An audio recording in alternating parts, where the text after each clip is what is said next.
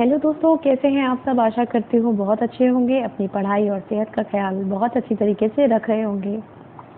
मैं हूँ साक्षी, आपकी जीएस की मेंटर द हिंदू की इस सीरीज़ में आपका स्वागत करती हूँ। चलिए बिना किसी देरी किए जानते हैं कि आज की क्या है बड़ी खबरें और हम एडिटोरियल भी डिस्कस करेंगे। तो देखिए दोस्तों, पहली जो न्यूज़ आई है वो है 51 more deaths as cases near 30,000।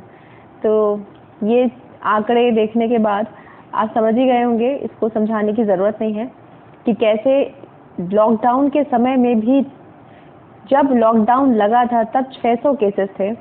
आज लॉकडाउन को ख़त्म होने में, दूसरा लॉकडाउन को ख़त्म होने में सिर्फ 2 या 3 दिन बाकी हैं। 3 मई को लॉकडाउन खुलने की आशा है।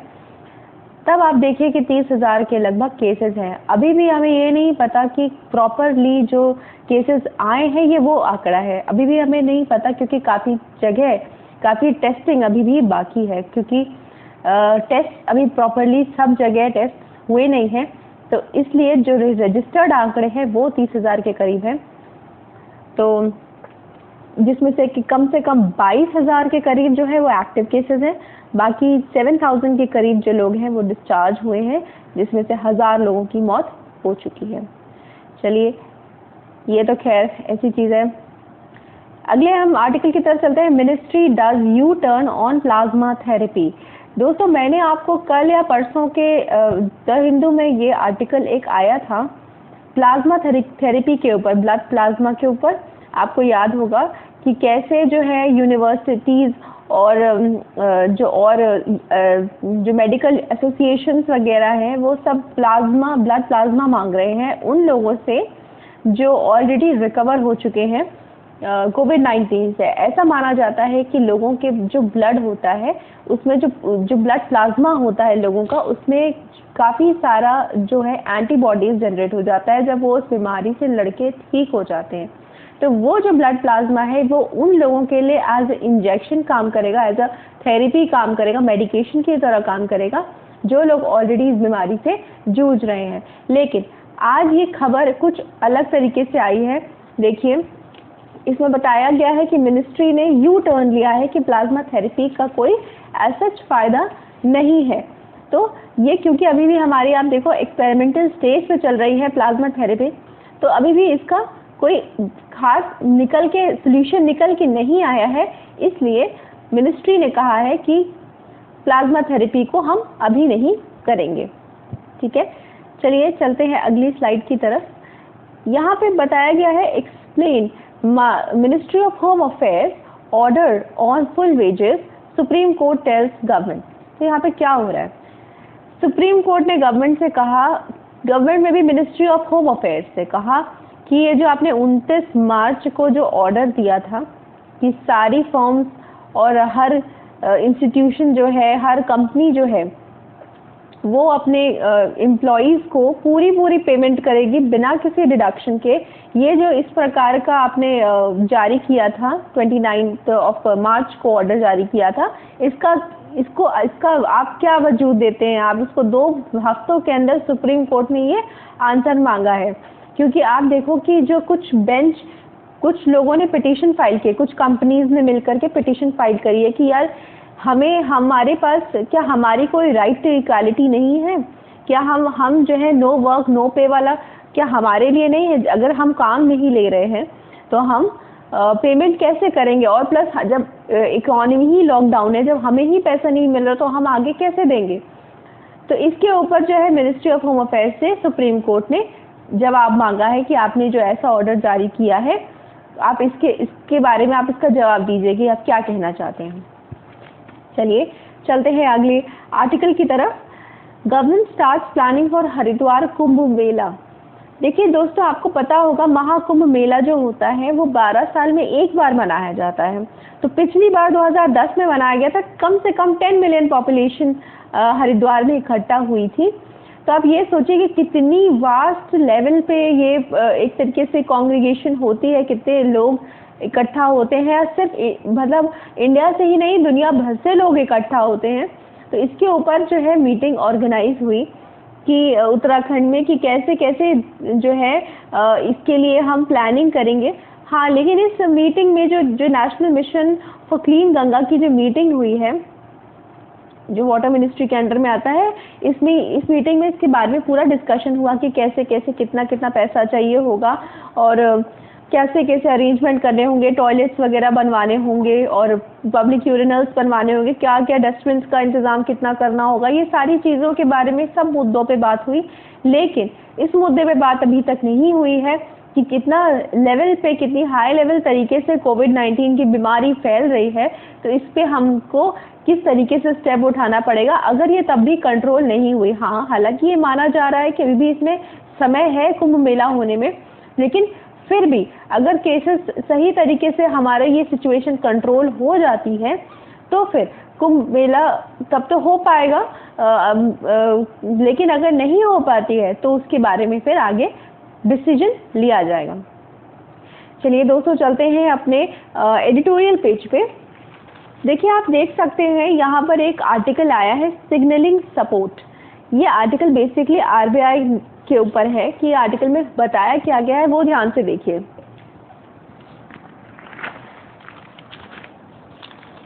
दोस्तों देखिए, होता क्या है, हुआ क्या है, आरबीआई ने क्या किया है, इन्फ्यूज किए हैं 50,000 करोड़ रुपए, किसमें, बैंकों को दिए हैं कि म्यूचुअल फंड इंडस्ट्री को आप आगे बढ़ाइए। लेकिन हो क्या रहा है कि इस समय पे बैंक ही प्रॉपरली चीज़ों को आगे बढ़ा नहीं रहे, क्योंकि ऐसे समय पे आप फॉर एग्जांपल समझिए कि अगर आपको ऐसे सिचुएशन में जब हर जगह पे लिक्विडिटी क्रंच है, आपको पता है कि कोई अगर आपसे, चलिए ऐसे फॉर एग्जांपल आज आपसे ही कहा जाए कि आप 5,000 रुपये इन्वेस्ट कर दो, क्या आप इन्वेस्टमेंट करेंगे? आप बिल्कुल नहीं करना चाहेंगे, आपको लगेगा ये 5,000 सेव करो, आगे काम आएगा। ये सिचुएशन ही लॉकडाउन की ऐसी है कि पता नहीं कि कब पैसों की ज़रूरत पड़ जाए। तो ये जो सिचुएशन बन गई है, ये बैंकों के साथ भी है। रिजर्व बैंक ऑफ इंडिया ने बहुत अच्छा कदम उठाया है कि मार्केट में जो है फाइनेंशियल स्टेबिलिटी बनी रहे और लिक्विडिटी की क्रंच ना हो। इस वजह से रिजर्व बैंक ऑफ इंडिया ने 50,000 करोड़ रुपए दिए हैं कमर्शियल बैंकों को कि आप आगे बढ़ाइए उनको। और ये देखिए, ये किस चीज़ के को देख करके ये ट्रिगर हुआ है, फ्रैंकलिन टेम्पलेट म्यूचुअल फंड ने क्या किया है, अपने 6 डेब्ट फंड्स को वाइंड अप कर दिया है। तो ये हमारी कंट्री में ऐसी म्यूचुअल फंड्स जो है वो वाइंड अप ना हो जाए, इसलिए आरबीआई ने ऐसा 50,000 करोड़ रुपए का वो दिया है। लेकिन हमारी कंट्री में जो AUM है, AUM यानी कि असेट अंडर मैनेजमेंट, जो बेसिकली म्यूचुअल फंड्स होते हैं, वो कई लोग फंड से इकट्ठा करके एक साथ इन्वेस्टमेंट करते हैं, तो उसको असेट अंडर मैनेजमेंट कहते हैं। मतलब सारे असेट्स मैनेजमेंट के अंदर में एक मैनेजमेंट के थ्रू होती है और एक मैनेजमेंट से ही उस फंड का यूटिलाइजेशन जब होता है तो वो कहलाता है असेट अंडर मैनेजमेंट। तो वो जो बेसिकली जो डेब्ट फंड है वो अबाउट 15 लाख करोड़ रुपए की है, उनकी जो रिक्वायरमेंट है, जो एक तरीके की डेब्ट है। लेकिन हमें आरबीआई ने सिर्फ बैंकों को सिर्फ 50,000 करोड़ रुपए ही दिए हैं। और इसीलिए आप देखो कि सेंटर को ऐसे टाइम पे आप देखो आरबीआई अपनी तरफ से कोशिश कर रहा है, लेकिन ऑथर लास्ट में यही कहना चाहते हैं कि सिर्फ आरबीआई के ही इंटरवेंशन से नहीं होगा, बल्कि सेंटर को ऐसे टाइम पे डायरेक्ट इंटरवेंशन करना पड़ेगा, ऐसे कदम उठाने पड़ेंगे जिससे कि मार्केट में बिल्कुल भी फाइनेंशियल स्टेबिलिटी बनी रहे और लिक्विडिटी क्रंच ना हो। ये इस चीज़ का खास तरीके से ध्यान रखना पड़ेगा। चलिए दोस्तों, चलते हैं अगले आर्टिकल की तरफ। ये देखिए, यहाँ पे लिखा है vividly imagining the life of migrant workers. पूरे आर्टिकल में बस यही बताया गया है कितनी परेशानियों से माइग्रेंट वर्कर्स मतलब कि जो एक स्टेट से जो लेबर होती है वो जो दूसरी स्टेट में जाकर काम करती है, वो एक तरीके से माइग्रेंट कहलाते हैं। They are the migrant workers. तो उनकी क्या फ्लाइट है, ये पूरी आर्टिकल इसके ऊपर डिस्कस की गई है।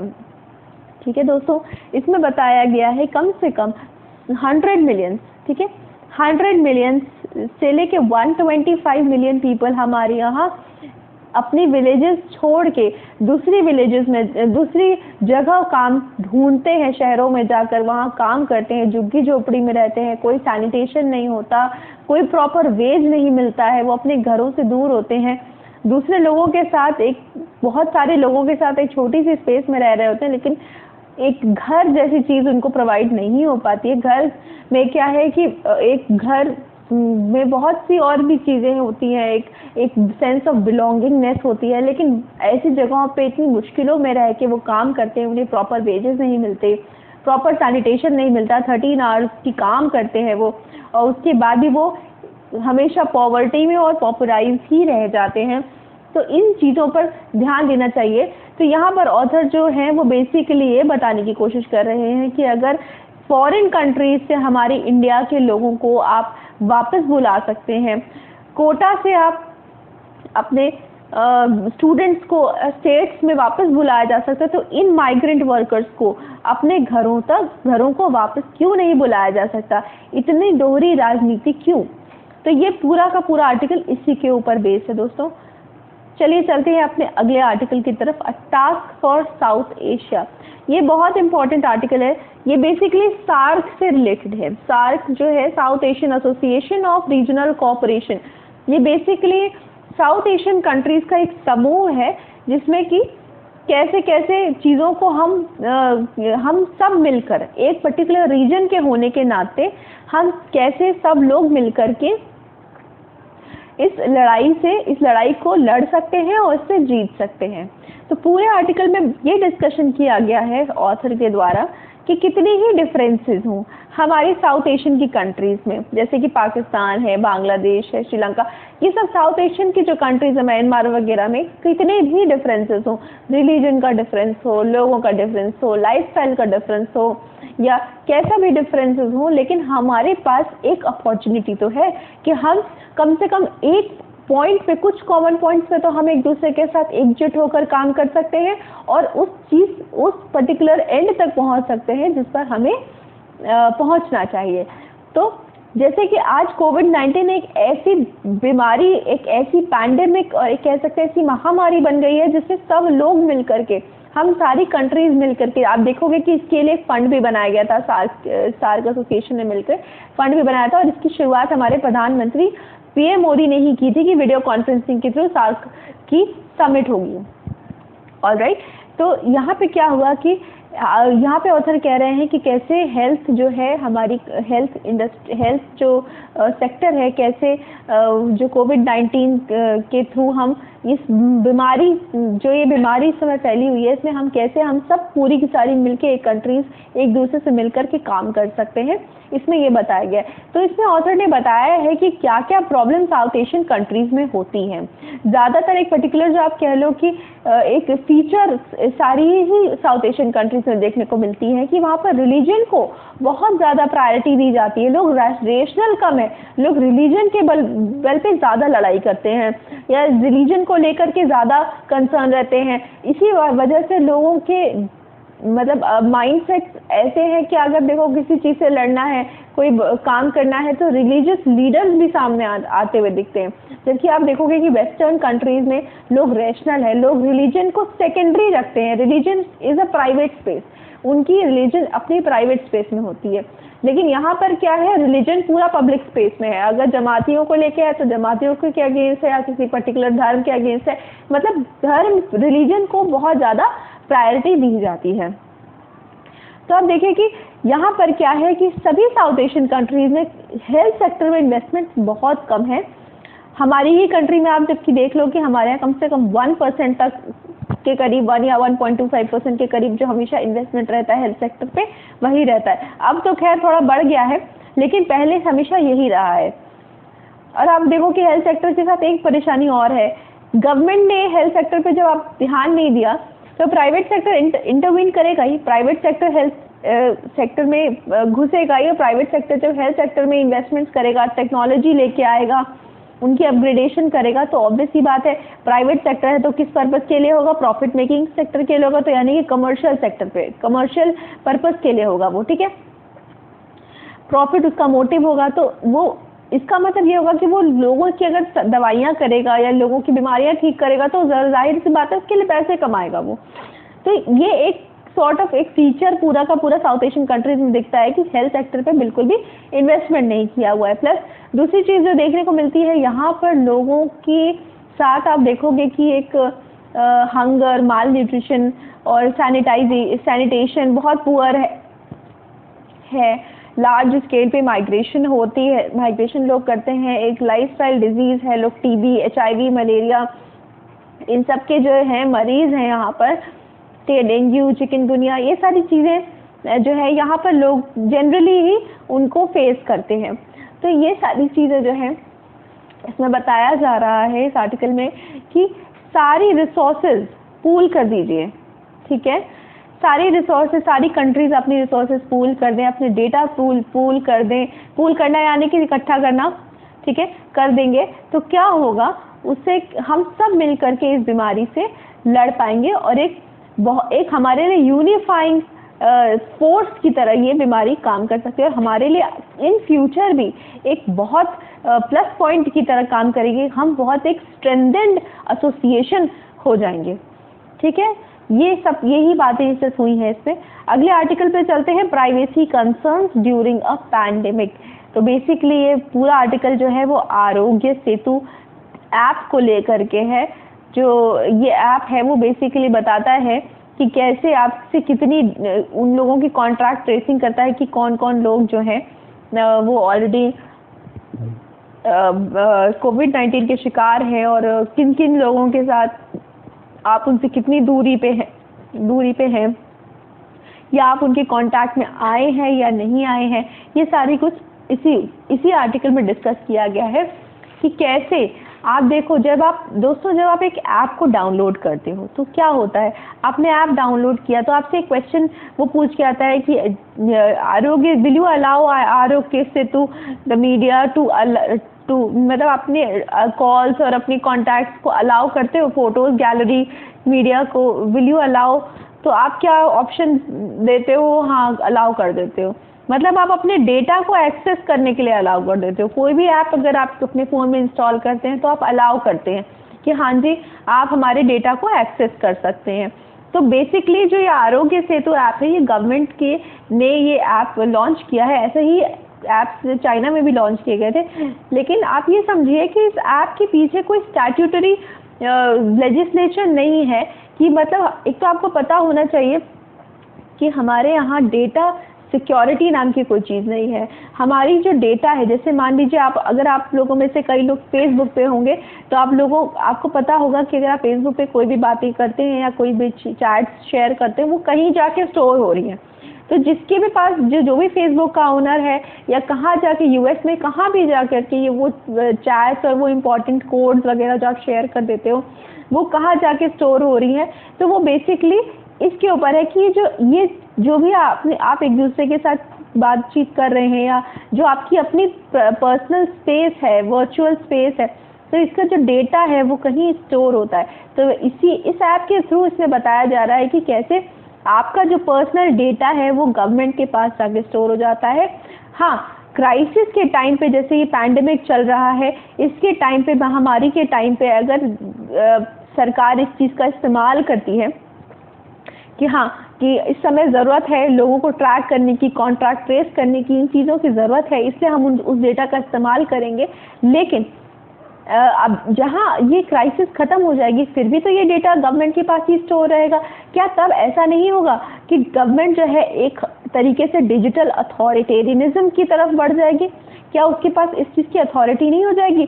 और कहीं ऐसा तो नहीं होगा कि सिटीजन्स की प्राइवेट डोमेन में एक तरीके से इंक्रोच कर सकती है, फिर वो जैसे चाहे वैसे रूल कर सकती है गवर्नमेंट? तो ये पूरा का पूरा आर्टिकल इस चीज़ के ऊपर है। आप देखिए कि एक तरीके से ये जो है वो इन्वेसिव यूज़ ऑफ टेक्नोलॉजी है, ठीक है, इन्वेसिव यूज़ ऑफ टेक्नोलॉजी है। तो ये क्या 3 लेवल्स पे ये काम करता है, ठीक है, 3 लेवल्स पे क्या काम करता है। जब आप आर्टिकल पढ़ोगे तो आपको समझ में आएगा कि कैसे ये एक लिस्ट बनाता है लोगों की कि कौन कौन लोग बीमार हैं, इस कोविड-19 के मरीज़ हैं। दूसरी चीज़ ये क्या करता है, ये जियो फेंसिंग करता है और ड्रोन इमेजरी करता है। बेसिकली ये क्या होता है, जो क्वारंटाइन इंडिविजुअल्स होते हैं, ठीक है, जो लोग ऑलरेडी क्वारंटाइन में चल रहे हैं, उन लोगों की जियो फेंसिंग करना मीन्स ये ध्यान रखता है कि वो लोग जो है जहाँ पे हैं वो क्वारंटाइन ही रहें। ऐसा ना हो अगर घर में आप क्वारंटाइन हो अपने तो आप घर छोड़ के थोड़ा देर मॉल में घूमने चले गए या ज़रा मार्केट में घूम के आते हैं दही लेके, ऐसा नहीं होना चाहिए, ठीक है।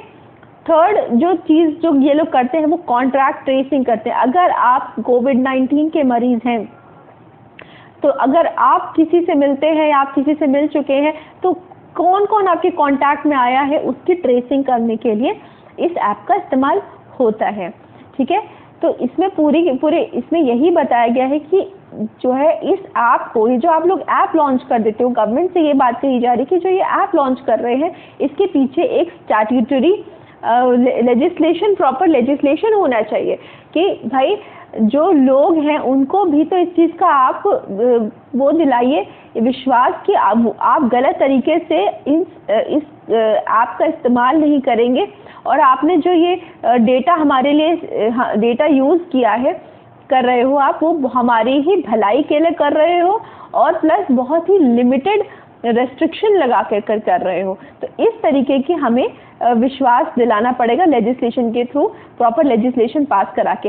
हाँ, ये बात सच है कि इस समय पे लेजिस्लेशन पास होना बहुत मुश्किल है क्योंकि इस समय पे जो Lok Sabha Rajya Sabha they are not in the session क्योंकि बिकॉज ऑफ द लॉकडाउन, लेकिन फिर भी ऑर्डिनेंस पास करके ये काम आसानी से किया जा सकता है, ठीक है।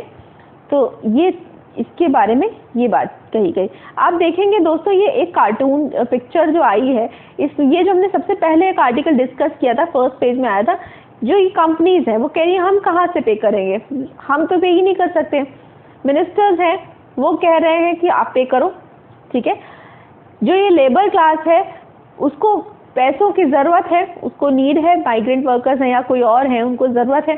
तो बेसिकली यहाँ पे क्या हो रहा है, जो आप माइग्रेंट वर्कर्स का आर्टिकल पढ़ोगे उसमें भी आपको ये चीज़ देखने को मिलेगी कि कैसे लेबर क्लास को हीरो की टाइटल दी जा रही है कि वो उन्हीं बिकॉज उनके ही सैक्रिफाइस की वजह, सबसे ज़्यादा आप देखो लॉकडाउन में यही लोग हैं जो सैक्रिफाइस कर रहे हैं, इनकी ही जो है लाइफ को सैक्रिफाइस करके ही पूरे के पूरी सोसाइटी को इस बीमारी से बचाया जा रहा है। तो इनको तो आपने हीरो का खिताब दे दिया, ये तो इनके पास तो रुपए ही रुपए है, ये रुपए के ऊपर बैठे हुए हैं, कह रहे हैं हम कहाँ से पेमेंट करेंगे, ये जो है ये खिताब देने वाले हैं। तो बेसिकली ये इस आर्टिकल में बताया, इस पिक्चर में बताया जा रहा है। तो उम्मीद करती हूँ दोस्तों आपको ये पूरा सेशन समझ में आया होगा। तो thanks a lot for watching. बहुत अच्छा लगता है जब आप लोग जुड़ते हैं, और अगर आप लोगों को ये लेक्चर पसंद आया है तो उसे लाइक करिए, सब्सक्राइब करिए और शेयर करिए। हम आपसे फिर मिलते हैं द हिंदू की इस सीरीज में। तब तक के लिए गुड बाय एंड गुड